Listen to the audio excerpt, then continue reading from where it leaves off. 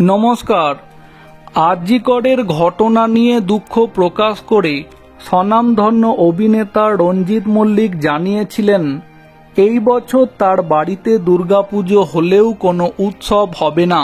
আর এবার অন্যতম জনপ্রিয় অভিনেত্রী কোয়েল মল্লিককে নিয়ে যে খবরটি সামনে আসছে তা হলো, এই বছর মল্লিক বাড়িতে বড় করে পুজো হচ্ছে না। এই কথা আগেই জানিয়েছিলেন কোয়েল মল্লিক। তবে এবার দেবীপক্ষের সূচনা হতেই সুখবর দিলেন নায়িকা। তাদের পরিবার বড় হচ্ছে, দ্বিতীয়বার মা হতে চলেছেন কোয়েল মল্লিক। স্বামী নিষ্পাল রানে এবং ছেলে কবিরের সাথে হাসি মুখের ছবি দিয়ে লেখেন, পরিবার বড় হতে চলেছে। খুব শীঘ্রই কবির বড় দাদা দায়িত্ব পেতে চলেছে।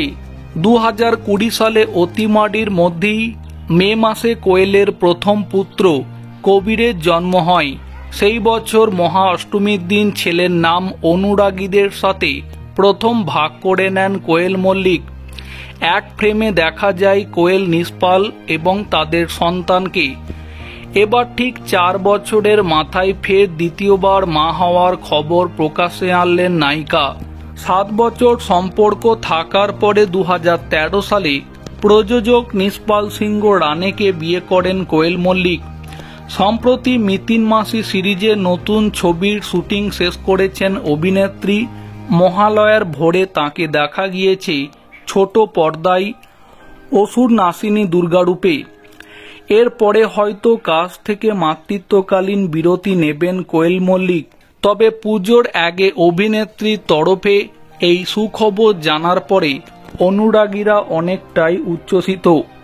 এই বছর মল্লিক বাড়ির দুর্গাপুজো 100 বছরে পা দিয়েছে, কিন্তু এবারের পরিস্থিতি একেবারেই অন্যরকম।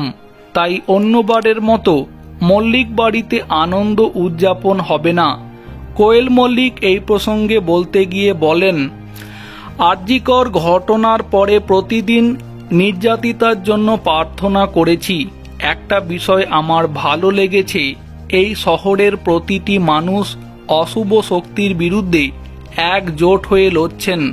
আমাদের ন্যায় বিচার চাই।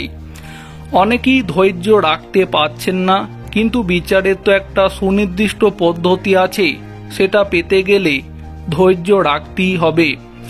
এর আগেও বহু ধর্ষণ এবং খুনের ঘটনা ঘটেছে, কিন্তু এই ঘটনার নৃশংসতা আমাদের চোখ খুলে দিয়েছে। মায়ের কাছে তাই একটাই প্রার্থনা, এমন যেন আর কখনো না ঘটে।